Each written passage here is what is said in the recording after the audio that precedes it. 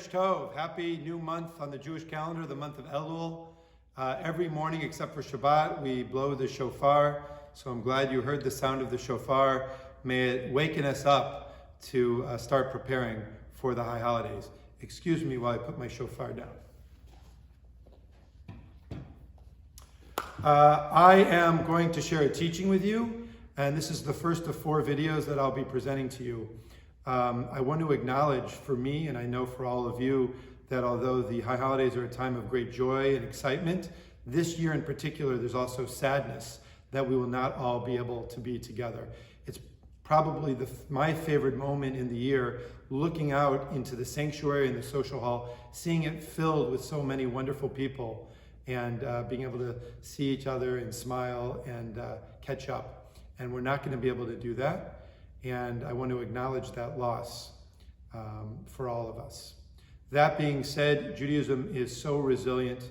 It's experienced so many difficult moments we have in our history, and there have been many difficult high holidays in Jewish history, and we always find a way to rise up and make it meaningful and bring in the new year, and we're going to do that as well again this year. I'm excited about the service that we'll be having together, even though it'll be done virtually. I'd like to share a short teaching as we begin to prepare for Rosh Hashanah and Yom Kippur in the Machzor, the High Holiday Prayer Book, as well as in the regular prayer book. Very early on, it says that we should make this declaration, Hareni mikabel alai mitzvat haborei. I am now ready to accept the obligation of my Creator, the obligation of God. And what is that obligation? V'ahavta l'reacha kamocha. Love your neighbor as yourself. When I started saying this on a daily basis a while ago, I thought, oh, how nice just to include this wonderful mitzvah, this wonderful idea that we should think about every morning as we start our day. And that's true. But it was included by a great mystic, by Rabbi Isaac Luria in the 16th century for a different reason. He said, if we are going to try to connect with God, first we have to ask ourselves, have I been connecting and am I connected to my fellow human being? And I think that's a really important message for us this month. Before we try to connect with God and ask God to grant us a sweet year and a good year, before we ask God to forgive us, we should ask ourselves, what's my relationship like with others? And what's my relationship like to myself? Let's start that work now, and that will make the high holidays all the more meaningful. We have many, many programs and videos we're going to be sending to you throughout the month of Elul, and we're doing this so that we can all feel connected, and we're doing this to try to help everyone get into the spirit of the high holidays, even though we're all still separating from one another. And I'm very excited about the programs that we'll be offering you.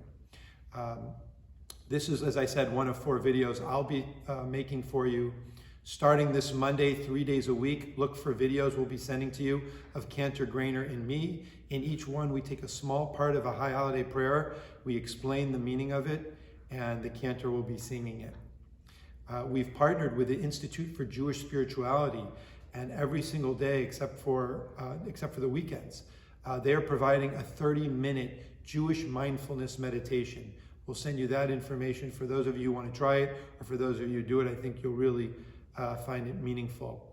I'm thrilled that Dan and Annette Castle are spearheading a project in which we're going to ask members of the congregation to provide very short video clips in which we say why TBI is meaningful to us, and then we're going to weave those individual clips into a larger video and share that with the congregation. Speaking of Annette, there's going to be some learning sessions as well with Annette Castle and Rabbi Sharon Proman, which will be very stimulating and relevant to the holiday.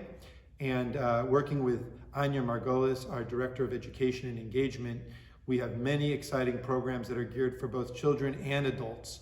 A shofar blowing workshop, a honey cake baking program, and an art project that we can put up in our homes as we try to create a special space in the place that we'll be praying. How do we make this New Year sweet? Some of it is the work that we do ourselves through introspection and through talking to our family and friends and connecting with them. And part of that can be done this bringing in the sweetness of the new year is by participating in these sweet and fun and meaningful programs and watching these videos that we're going to be providing to you. I think they will help lift you up and hopefully lift your souls as we prepare to enter the high holiday season. Shabbat Shalom.